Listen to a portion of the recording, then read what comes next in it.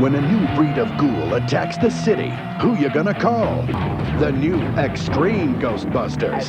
They're back and more outrageous than ever. The time has come to be scared again. Extreme Ghostbusters. We are currently in a revival era, where franchises will bring back the original cast just to pass the torch to the next generation in the hopes of rejuvenating an older property. In that regard, Extreme Ghostbusters was way ahead of its time. Extreme ran from 97 to 98 and is a direct follow-up and continuation of The Real Ghostbusters, which itself was an animated spin-off of the well-beloved live-action Ghostbusters duology. In Extreme Ghostbusters, a decade has passed since the Ghostbusters have been disbanded, leaving Egon alone to take care of the firehouse. But when the ghosts return, Egon has to recruit the next generation of Ghostbusters to fight off the new spiritual threats. I want you to meet Kylie, Eduardo, Garret, and Roland, the new team. The show was developed for television by Jeff Klein and Richard Reynes, part of Adelaide Productions' amazing catalog of cartoons, such as, but not limited to, Men in Black the series, Big Guy and Rusty, and the only good thing to come out of the 98 American-made Godzilla movie, Godzilla the series. No, seriously, this show is way better than it had any right to be.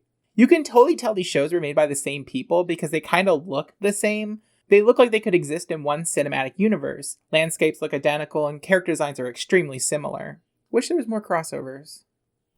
The reception to Extreme Ghostbusters was mixed at best, and for the most part, it's been long forgotten. Outside of some comic book nods, the series goes largely ignored by the Ghostbuster fanbase, and it's probably only known for like two things: introducing the world to Kylie Griffin, the goth queen of the Ghostbuster franchise, and the fact that it dared diversify the cast beyond like one black guy. Now we have a goth, a Latino, and a guy in a wheelchair. More like extremely diverse, am I right, folks? I'm not a laugher. Yeah, I'll see myself out. You have to realize the show is always going to have an uphill battle no matter what. People are attached to the original Ghostbusters, and anything beyond that is going to be seen as inferior. Fan bases aren't historically accepting to change. I mean, did you see what they did with the girl gang Ghostbusters? People were writing that off before it was even out. Funny enough, Extreme Ghostbusters during pre-production had aimed to make the group primarily girls. That's like 20 years before the reboot movie. And I've totally seen people get turned away from the show by the name alone, Extreme Ghostbusters. That is one of the most try-hard titles I have ever heard. It screams late 90s execs trying to be hip and in your face, which was totally the trend at the time for marketing. Everything had to be radical and extreme to the max, even the Goofy movie. And it'd be one thing if it was just the show's title, but sometimes, it's rare, but they do it, they refer to themselves in-universe as Extreme Ghostbusters. Extreme Ghostbusters, we ain't afraid of no ghosts. Ugh, I cringe every time. I hate it. The show in pre-production was known as Super Ghostbusters, which makes it sound like a Super Nintendo game, and supposedly some TV listings refer to it as Ghostbusters Dark, which is way more accurate to the show's tone. If I had to go at it, I would have suggested Ghostbusters Resurrection. Not the most amazing name, but it fits the tone way better than Extreme does. I should note that I grew up in the 90s, so a lot of my experiences with franchises that started in the 80s were with their later adaptions. Like, I know that Real Ghostbusters and Generation 1 Transformers are most people's ideal versions of those characters, but I grew up with both of their sequel series, Extreme Ghostbusters and Beast Wars. By the way, if you want a video on Beast Wars, just let me know in the comments down below and maybe subscribe, wink and nudge. So for me, I don't really have any deep nostalgia for Real Ghostbusters, and it's kind of hard to go back and watch. It's just so bright and cartoony compared to the more dark and grounded Extreme. And with that being said, I think it's finally time to get into Extreme Ghostbusters. The show centers around a middle-aged Egon Spangler, retaining his previous voice actor Maurice LaMarche. And, to put it in the vernacular, who you gonna call? Egon still lives in the firehouse, maintaining the containment unit and teaching supernatural-themed college courses. You know, as you do. Ghosts are long forgotten, only for some subway construction to break free a new crop of ghosts. Egon's unable to keep up with the new ghost, so he has to gather a new team of younger, diverse college students. Like, straight up, the first episode is Egon teaching a class on ghosts, and like 4 people show up, and he's like, hey, you're all Ghostbusters now. Cool? Cool. We can't let them do it, Egon. They're just kids. Alright, so let's introduce you to the new team. First we have Eduardo Rivera, a self-serving, womanizing, and somewhat cowardly Latino. He's basically Peter Vickman of the group. Like, not every member has a peer counterpart to the original team, but Eduardo is clearly channeling Peter. Hey! My car! You always said you wanted a convertible. It's your knight in shining armor. I'll be in the car. Hey, is Wanda in yet? She was supposed to be here 10 minutes ago. I'll wait. He's even pretty hostile towards Slimer, mirroring Peter's relationship, and his main catchphrase, We're scientists. is even a reference to a line by Peter from the movies. Eduardo comes from a family of cops, whom he tries to keep his job as a Ghostbuster on the down low. As a self-described slacker, he's always looking for the easiest path with the least amount of danger. Though he has shown time and time again, when push comes to shove, he'll do the right thing. He's also got a small will they, won't they, love-hate relationship with the next member of the team, Kylie Griffin. Okay, so get this. She's a goth girl in football armor, which is awesome and hilarious. She was the only member of the new team to both believe in ghosts and be extremely knowledgeable about the paranormal and the occult. A gateway to a ghostly dimension. You do know your Spangler, don't you? I read your book cover to cover 6 times. She carries around the newly designed Ghost Trap and the Proton Pistol, which is a smaller and slightly weaker version of the Proton Pack. She's sarcastic and sharp. My sensitive side drives them wild. I must be immune. She was close to her late grandmother Rose and has a pet cat named Pagan. So you know she's gothic as fuck. She understands the power of witches. And she even dresses right. Why is it everyone thinks I'm Vampira? Black hair. Black nail polish. Likes 9-inch nails. And she's the only extreme Ghostbuster to make her way out of the show in any meaningful way. A version of her exists in the IDW continuity and is a member of the new Ghostbusters. Oh, and Eduardo also appears in the comics, but it's like a very minor thing. Next we have Roland Jackson, voiced by motherfucking Carlton. There's the Ecto-1. Needs a wash. He's kind of the most boring of the set, to be honest. Literally developed to be a square. Easy A. I don't really follow rap music much. That figures. Even Roland's trash is square. He's least likely to have any extreme reaction and lose his cool, making him very reserved. Easily the most law-abiding of the group, and he's very mechanically inclined, often helping Egon upgrade the Ecto-1 and the equipment. Roland has a fondness of the Ecto-1. Now, what I have seen is the Ecto-1. That was the Ghostbusters car at an auto show. Man, those guys had some incredible hardware. And the auto show is suspected to be the one that takes place in the Real Ghostbusters episode, Follow That Hearse. And finally, we have Garret Miller, a paraplegic jock who shoots first and maybe asks questions later. Garret, what are you doing? We got the gremlin. Then what was I just shooting at? He's the only official Ghostbuster to never receive a toy, though a ridiculous prototype was made. Garret can be hot-headed, impulsive, and he totally thinks very highly of himself. Ha! I have celebrity ambitions. He's a thrill seeker for better and for worse, and he's always quick to get a good zinger in. Aw, did the whittle safe for ages 3 to 5 toys scare our brave Ghostbuster? Garrett's disability is a point of contention for a lot of people, but I don't know. I think Garret being disabled is interesting and awfully brings a lot of conflict to the episodes. And I really like the show doesn't shy away from showcasing the fact that the world's super inconvenient to the disabled. And there's a few times where Garret has to find a detour during a chase because there's no wheelchair accessibility. Also, they took the time to animate Roland helping Garret into his wheelchair in the first episode, and I think that's pretty cool. Admittedly, I am an able-bodied person, but I truly believe Garret is a full-fledged character who happens to be disabled. It's a big part of him, but it's not his only character trait. The loudmouth guy in the wheelchair. And I just don't get people who get upset that a show dared to include someone that's different. You're just reminded that other people exist? Why is that worth getting upset about? Garret's great. Dangerous? It's a level C. It's gonna wish it never died. Slimer and Janine both return as well. Slimer is pretty much the same spot he's always been, a comic relief and occasional annoyance for the team, and he's always looking for his next meal. And Janine is back as the Ghostbusters' loyal receptionist, and once again, she's deeply enamored with Egon. It's pretty regressive for her character, but the bitter dialogue is always a joy for me. So even if it takes 12 whole years, in the end, it'll all be worth it. Plus, it's pretty obvious that the team wouldn't last one day without her. Did someone forget to make that deposit into our checking account?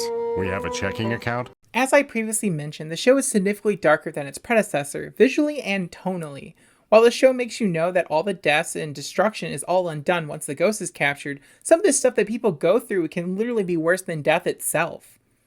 The show is clearly aimed at an older demographic and doesn't shy away from body horror and nightmare fuel. Honestly, the show is probably the reason I'm into horror as an adult. Even the theme song is edgier. Ghostbusters. And yes, that is Jim Cummings singing the Ghostbuster theme. They even reference horror movies in the show itself. You ever seen that movie Child's Play? You Chucky. Knock it off, Pinhead. One of the most famous examples is the episode Deadliners, where the monster of the week is a spirit that can only exist in our world through literature.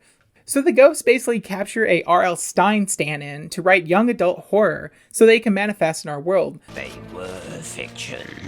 Until you made us real. You tricked me into writing you into existence.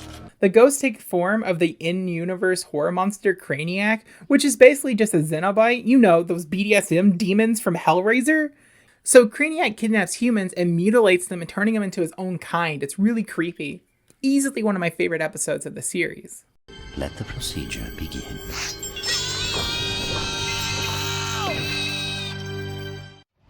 Another noteworthy episode is Killjoy, which is obviously a reference to Killer Klowns from Outer Space. Do I need to say more? How's that for a punchline? Extreme Ghostbusters only lasted one season of 40 episodes. Each episode is pretty much standalone, though some episodes do make nods to the others. For example, in the episode Slimer's Sacrifice, Eduardo and Slimer both go into the containment unit, and they see previous ghosts the team has captured. Remember me? Namely Banshee and Siren from the episode Sonic Youth. While on occasion Egon will reference ghosts they captured between shows, most of the ghosts have some kind of past directly tied to Real Ghostbusters. Like the episode Grundel-esque acts as a sequel to the Real Ghostbuster episode The Grundel. In this episode, a second Grundel emerges and starts preying on kids once again, which is really neat because we find out that Kylie was almost a victim of the first Grundel, which raises the stakes and gives her great motivation for the episode. While we're talking about callbacks and sequels, there's one that shockingly doesn't happen, and that's Samhain. Anyone who knows me knows I'm pretty partial to Halloween Sams, well, one in particular. Samhain is a recurring ghost in the Real Ghostbusters, and he appears in Extreme's intro, outro, and toy line. But he's nowhere to be seen in the series proper, and that's a shame because he seems like a missed opportunity for such a fan-favorite ghost. One of the episodes I remember the most, even before my rewatch for this video, was the episode The Jersey Devil. The group is attacked during a road trip and they don't have their equipment. To make matters worse, a small town blamed the Ghostbusters for the return of the Jersey Devil. The Jersey Devil never gave us too much trouble until you showed up. It's a cool episode because you get to see how resourceful the group is at finding ways to defeat the ghost even without proton packs. Janine, Egon, and Slimer also appear in the episode, but they're stuck in traffic trying to get the gear to the team. And I'm pretty sure Janine is wearing Vickman's old jumpsuit from Real Ghostbusters, which if so, what a cute nod. Oh man, too much gunpowder. Nope, exactly enough. The real big episodes that I think most Ghostbuster fans are going to want to see is the series 2-part finale, Back in the Saddle. In these episodes, Janine organizes a reunion with Peter, Ray, and Winston, all the OG Ghostbusters. They're all back with their original voice actors from the later seasons. So, Dave Coulier. You never change, you nasty green slime machine, you. I prefer Garfield. We get to see both teams interact with each other, first with friction as the new team feels pushed aside by the old team. That Venkman dude really got on my nerves. Yeah, what an ego. We came, we saw, we bowled. Who talks like that? These are two-parters in the loosest sense. They're not really super well connected besides that there's 8 Ghostbusters. Part 1 has both teams fighting off a ghost that duplicates every time it's defeated, and the second episode focuses on a creature that's behind the Bermuda Triangle disappearances. As you know, the Bermuda Triangle has for centuries been an area where ships and later planes have mysteriously disappeared. Well, I think we solved the mystery. The real novelty is seeing 8 Ghostbusters working together to take down such huge threats. There's some bickering between the two teams in part 1, so your mileage may vary on how much you enjoy it. Well, I'm sure you'll get there someday. Just hang on to that dream, son. Son? but if you're going to watch 1 or 2 episodes of the series, these are your go-tos. On my rewatch, I noticed that a lot of the episodes just kind of end rather quickly. There's sometimes less than 30 seconds of an episode left after the ghost is caught. I kid you not, this is from the episode The Infernal Machine. Gotcha. Impressive, yes. That is so crazy quick. And some episodes do end on jokes and closure, but a lot of them do have this kind of flaw. What made you say that? What do you mean? Come on, if you have a point to make it. The art style of the show is very iconically Adelaide Productions' signature art style, and I really like how Eduardo and Kylie look in the series. The animation's on par for the course for this type of show during its era. I like to note that whenever they use the proton packs, they always add this Photoshop filter, which is really cool looking, but also really hard on the eyes, especially when it's flashing. I've done my best to dim or avoid footage with the flashing lights, just in case anyone that's prone to epilepsy.